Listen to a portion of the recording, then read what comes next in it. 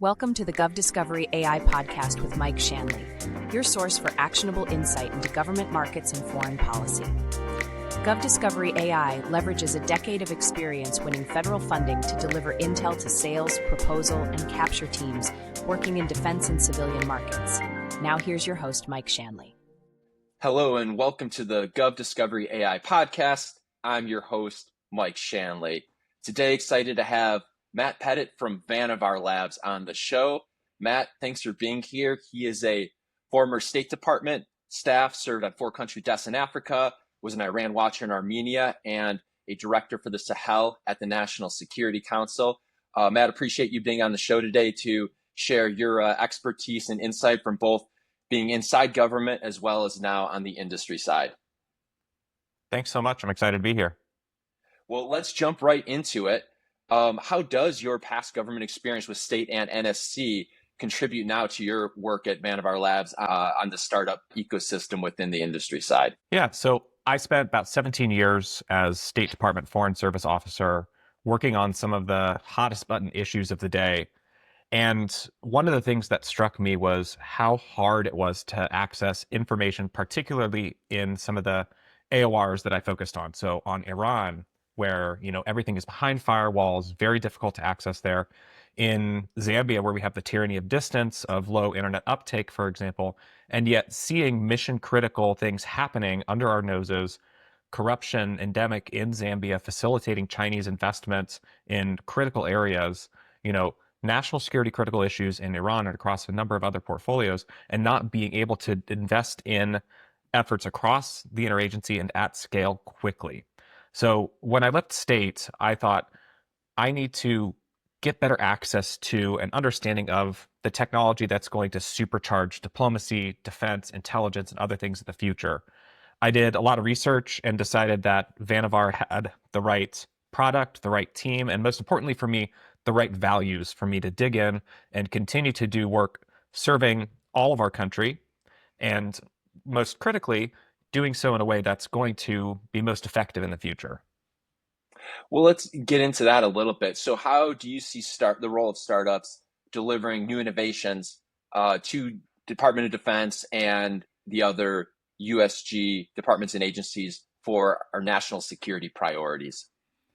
Well, I think it's first and foremost the people. The folks that I've interacted with in Vannevar Labs are hungry. There are a lot of young people who have these unique data analysis and collection and AI backgrounds that I don't have the time or the ability, or if I'm back in government, the hiring coverage to bring in.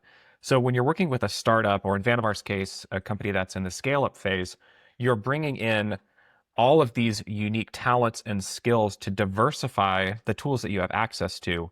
What I think is unique about Vannevar is that we combine all of those people, what we say is the best of Silicon Valley technology, with folks with dozens of years of experience working on these critical national security mission sets. So I think when you're a government employee and you're looking into the startup ecosystem, you need to look for those companies that understand your mission sets, but are also bringing that critical innovation. Right now, at a time when so many other countries are experimenting with these different types of technologies, I think it behooves us as a country that's built off of innovation, that has a strong people-focused diplomatic intelligence or military component, to put the human in front, arm them with the best technology so that they can accomplish their missions again at scale and fast. Yeah, that's an interesting point of the ability of startups to attract a different talent set maybe than inside government. So going to the next stage, having been now both inside government as well as on the industry side, what are the best practices for how governments and startups can best deliver this innovation and collaborate to deliver this innovation for national security priorities? I've been learning a lot. I've been on the job here for 3 months, and it's been a humbling experience. It's been a great time for me to, feel like I'm learning again for the first time in, well over 16 years. I'm able to go to the people on the technology side and say, hey, what does this mean? How do I better understand this? So that I can then go and speak to my government colleagues and say, I have a better understanding based on my conversations with the other folks on the team, but I also understand your mission set. Look, I'm not an AI or technology expert, not by any stretch of the imagination, but I have worked with these people hand in hand, arm in arm, on the visa lines, in the trenches, tasking from the NSC on desks. So I know what they're facing. I know the information that they have, and most critically, I know the information that they're missing. I think a best practice from the industry side is to do what, frankly, Vannevar does really well, which is sitting with the customers, understanding what they need, and then building technology very quickly that gets to their unique mission set. We're not just set and forget. We are constantly iterating, adapting, and innovating to meet those mission needs. From the government side, you know, reach out to us. Chances are you're going to find a company like Vannevar that's full of people who have similar experiences to you, who look and sound and speak a lot like you, have kids who are in the same schools and understand the criticality of the work that you do. Let's have a conversation and we can say, hey, look, based on our experience working with these different folks from different parts of the country, different backgrounds, here's how we think we can build something to get you to your goal. And Matt, from the GovDiscovery AI side, we very much appreciate that model of the domain expert first, and then bring in the tech expertise. Obviously, we don't work with the same market. We work with the business development teams going after these capture pursuits, but having it led by federal biz dev experts who know how the proposal, the capture, the pipeline development, the government engagement process works, and then identifying, and like you just said, continuing to reevaluate where does tech and AI add value within there, and where doesn't it? From our side, it's very much a human in the loop approach. That is, what is the human's role and the tech's role? That's the piece that continues to evolve. What doesn't change is what's the mission priority? What is the use case need? Well, with that, we've touched on it a little bit, Matt. I'd love to get right into it. What does Vannevar Labs do? And would be very interested too if you got a story on where you see, either with Vannevar or while you were with government, of where's this worked? What's an example of a good case study for how this collaboration can be most effective? Absolutely. So we tend to break down how we develop our software and increasingly hardware along three different lines: sense, decide, and act, the things that we want to help you as the client do with the US government. From a sensing perspective, we have a combination of digital and physical collection that can give you more comprehensive situational awareness of the information environment around you. And I'm not just talking about news websites, I'm talking about social media, I'm talking about more boutique and unique pieces of information. What we help you then do with that information is to decide. This is where the AI is running in the background. Yes, we as people are bringing in this information, this data. The AI is helping process it and present it in a way that is both fast and easily legible and able to incorporate into your systems, help you brief things up quicker in the right formats, present them in a way that is palatable to you and your teams, and sharing with partners and allies. And then most critically, rooting that to specific references in the open information environment. So when you're building an evidentiary package or you're writing a cable, you have something to refer back to so that people know that you're not just building this back up. Again, with the humans working on this, we're able to provide assessments of those sources as well. So as you're doing your own due diligence, you understand the potential bias that's coming into the model and then being brought out to you.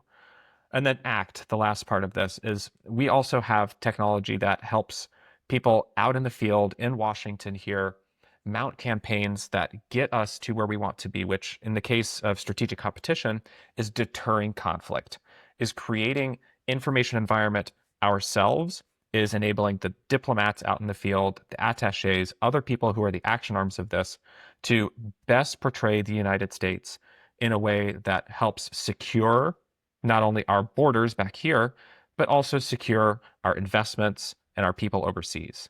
So I said a lot about humans being the lead on this on the Vannevar side and enabling the humans on the government side of this.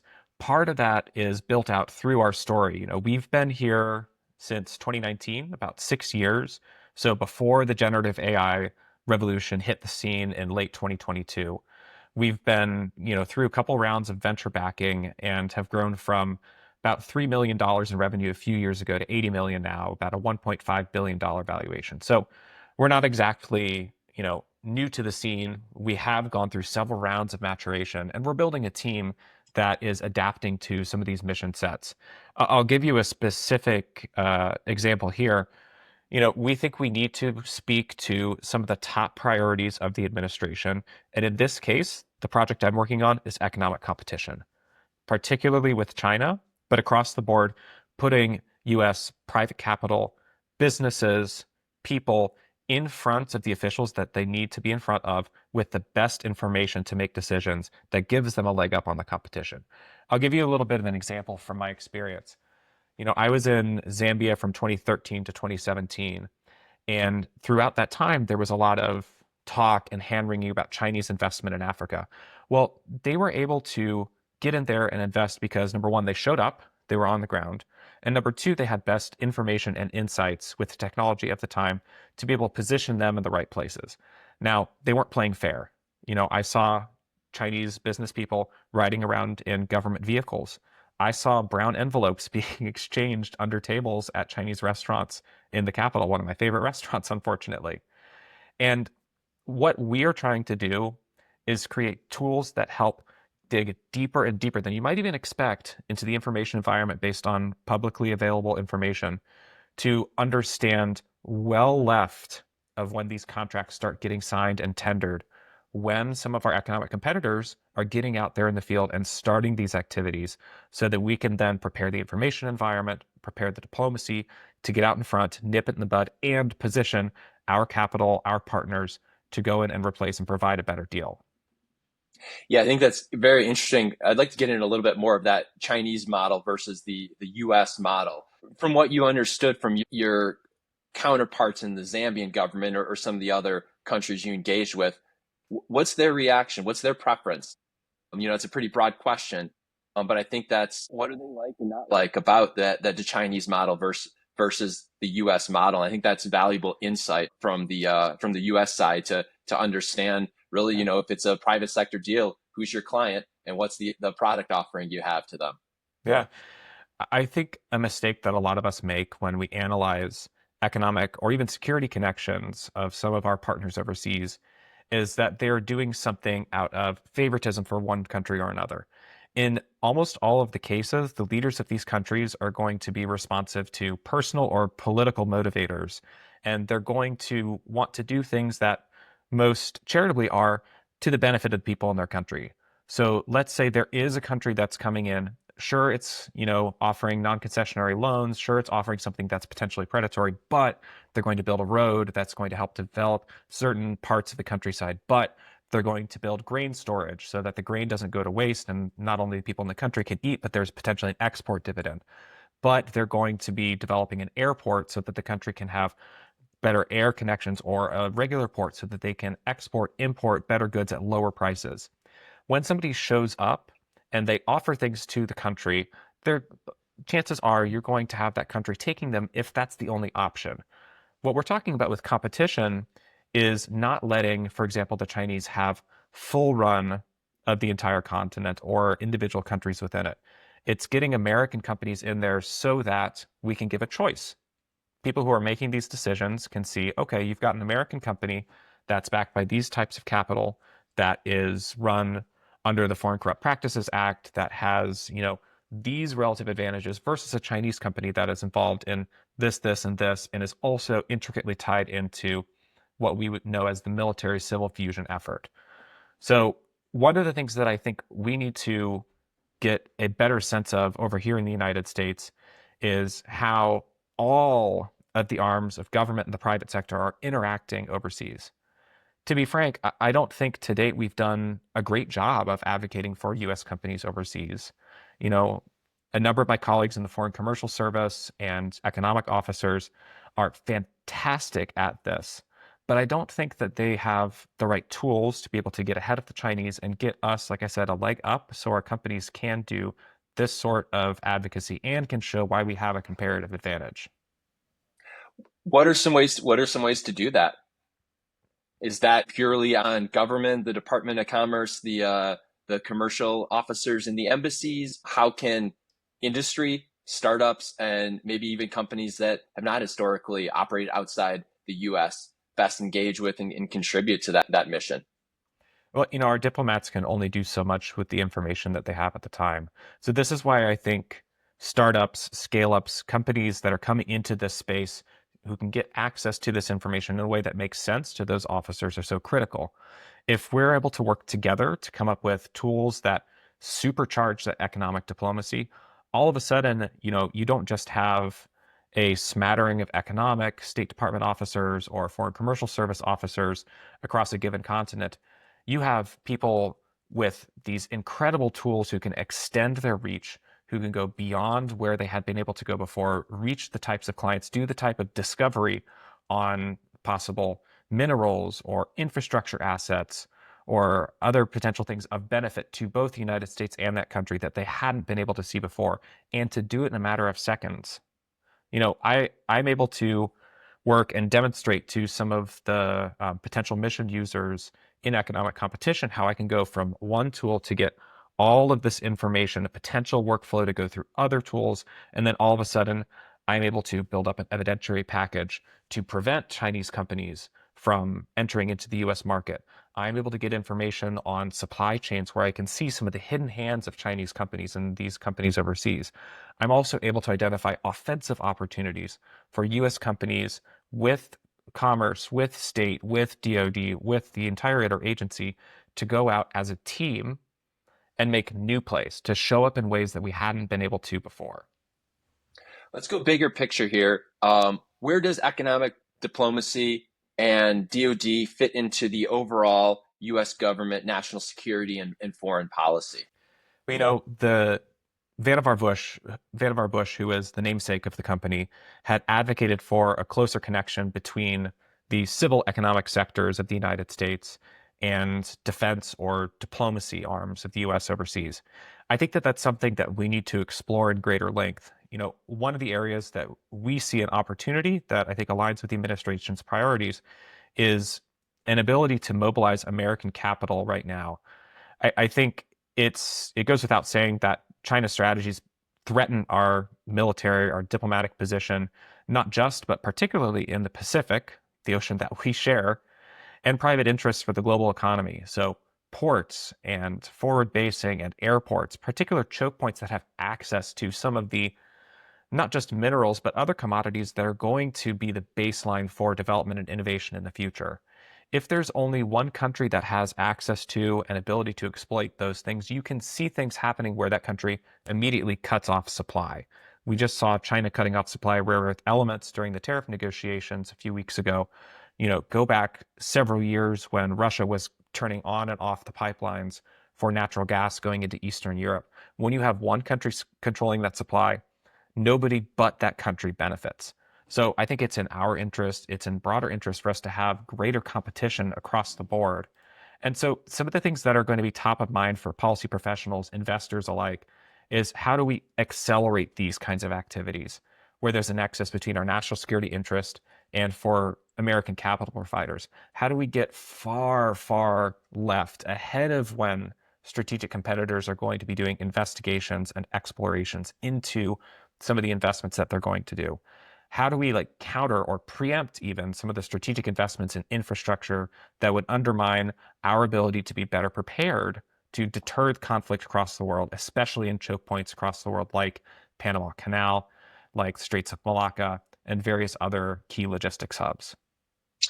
So let's get into the how. With so much data available, the challenge really isn't can you get more raw, unsorted data into your system? It's how do you make targeted strategic decisions that are well-founded? So like you mentioned, sharing the source, where this comes, what's the potential bias of that? Mm-hmm.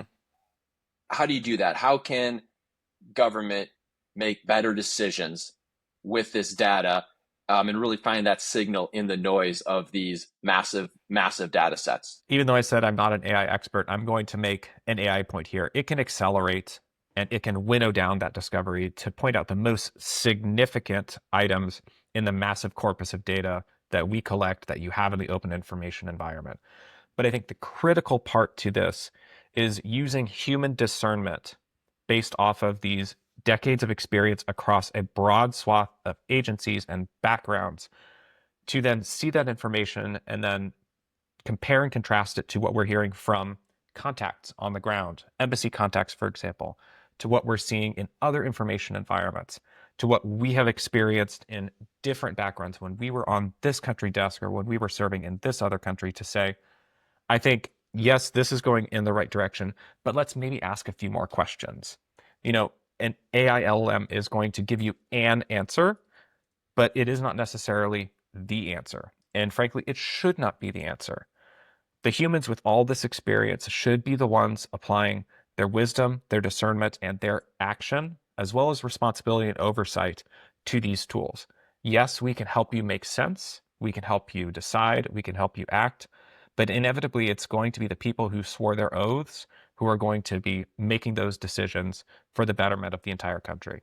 You kind of touched on a couple interesting points there. What's that role of the human relationship? So as the data analytics becomes better, sure, you have these actionable points, but let's go back to maybe your work in Zambia. What's the role of the human relationships? Great. You now have all this excellent intel. You show up in Lusaka. You've never been there. You don't know anyone. How effective are you going to be? Versus, should the role of the humans be focused more on building those human relationships, building that trust, building that insight, and then being accelerated by this data analytics? I don't know. There's a bit of a leading question there, Matt. Feel free to disagree too. But so, guess what is that role of the human then in this process? What we like to say to some of the clients is that the data that you're getting, that we're presenting to you in this interesting way, is your first draft. What you do with that is what gets you to final. For example, let's use the instance that you raised.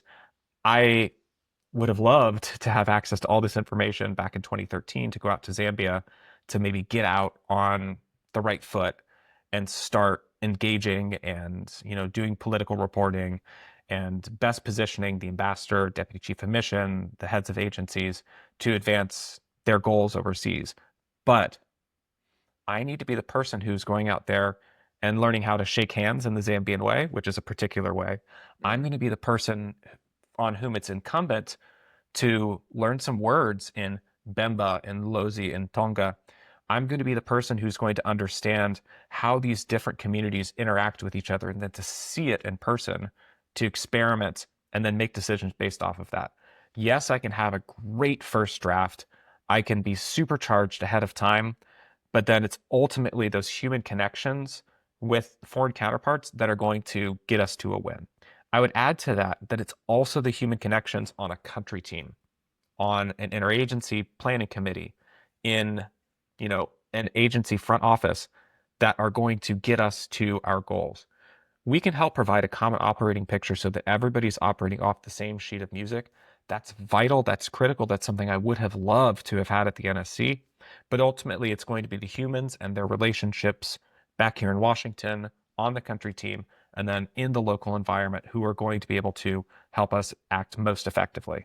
And we talk a lot about a lot of this information is coming from, probably maybe all of it, from public data sources. Yes. And I think one thing that's always interesting is to differentiate between public and accessible. So just because it's public doesn't mean it's very easy to access, and certainly doesn't mean it's easy to analyze. Again, we've already touched on this, but I'd like to ask it more directly. What, if someone hears that, oh, it's all public, that means I can get it. Why do I need us for creating business development and proposal solutioning suggestions out of that? Why do they need you? Can't they just go read that?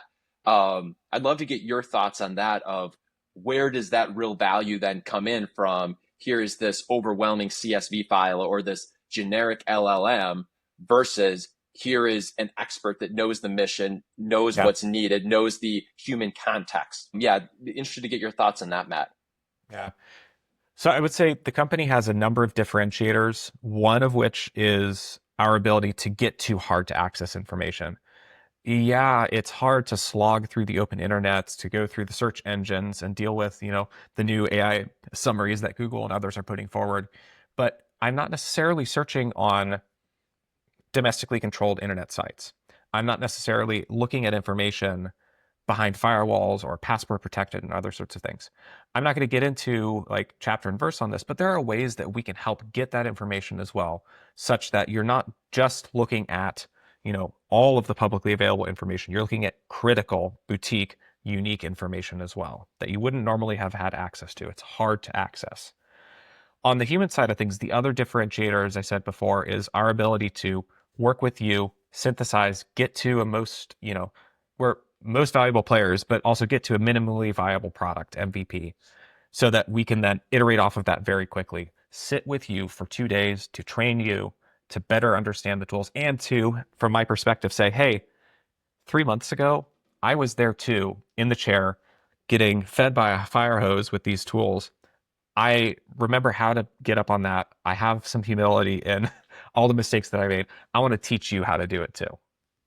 And I think that's, we talk about government efficiency. I think that's a real opportunity for that, whether it's, we talk on the industry business development side, but on the government decision makers is the more targeted the analysis can be that you deliver, the less time that has to be spent slogging through a 10, 20, 50, 100-page report. And the more that can be spent, okay, here's our top line analytics. I know that who designed this understands my mission and how we operate. And then I've basically just jump-started your process. Anyway, with that, Matt, we're getting close to wrapping up. I've really enjoyed this. What would the key takeaway that you want to leave both with government and industry? What's the so what from our conversation today? I think the so what is be a little bit more creative in how you're engaging with this information.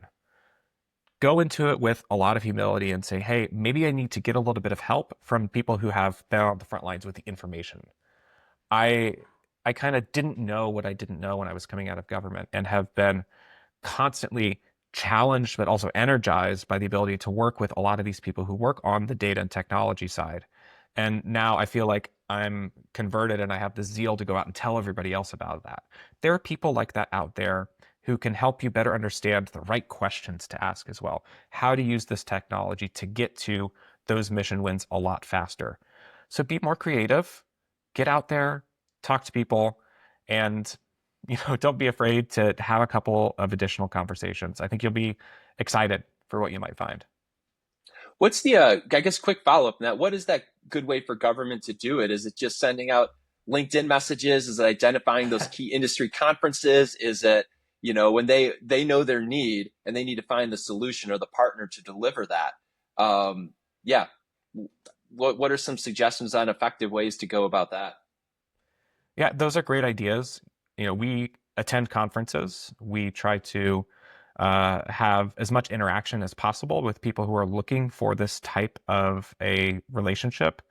But I would say also, if you are at a mid-level, if you're a GS15, you're looking to do this type of innovation, go through your own personal network and start looking for the people who have gone over to the private sector. When I was considering leaving government and looking into the private sector, that's exactly what I did, so I could better understand from a job perspective what the private sector, and particularly defense and national security technology, looked like. Do the same thing from a mission perspective. LinkedIn, I'm there on LinkedIn. The company is there as well. Come follow us, come find us, talk to us, send us a message. I respond to every LinkedIn message that I get, often then going into phone conversations and then coffees. Again, once we have those conversations, people to people, we can start building that up and then getting it into the hands of the people who understand contracting, who understand the technology, who can get you on, no cost or low cost pilot arrangements so that we can get something that works for you until we get to the point where we can make a decision on a bigger program or something else like that. Well, with that, Matt, what is the best way for our audience to get in touch with you and your team? Sure. I would say first and foremost, go to the company's website, read up on what we do, our mission, and of key importance to me on our principles. Next, the LinkedIn page is a great place to interact with us from a product perspective, a client perspective, as well as from a recruiting perspective. I'm out there on LinkedIn quite a lot as well. You can go ahead and find me, send me a message. I'm happy to have a conversation. Great. So that's Matt Petit, Petit on LinkedIn. Matt, really appreciate you being on the show and look forward to keeping the conversation going as the priorities continue to evolve. So thanks for joining us today. Yeah, thanks for having me. It's fun. Have a great day. You too. Thank you for tuning in to the GovDiscovery AI podcast with Mike Shanley.